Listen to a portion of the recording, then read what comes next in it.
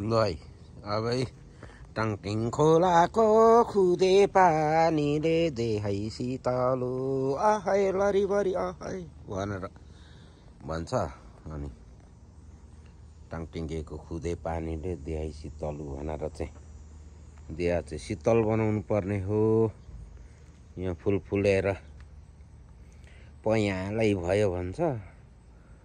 अनि फुल फुलिराखेको छ। यहाँनिर चाहिँ मेरो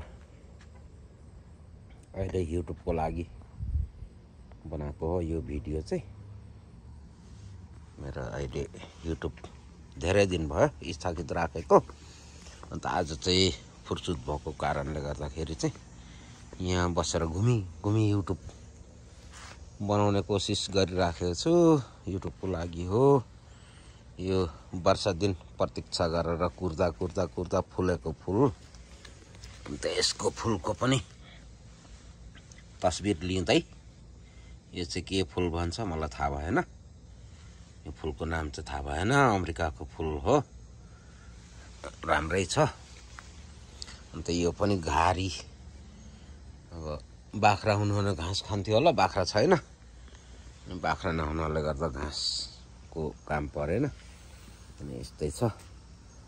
अनि अरू त त्यस्तै है। यहाँ फुलको यो धेरै स्याहार्दा स्याहार्दा गरेर फुलाएको फुल हो। त्यसले गर्दा चाहिँ यो फुलको मैले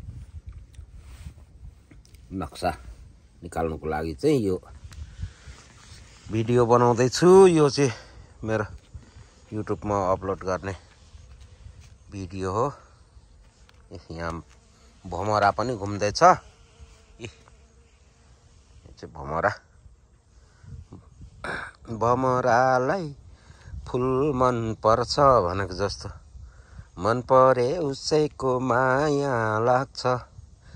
यसरी माया साट्नालाई परेवा जोडी हुन्छ भनेर चाहिँ यो सम्झना फिल्मको गीत थियो।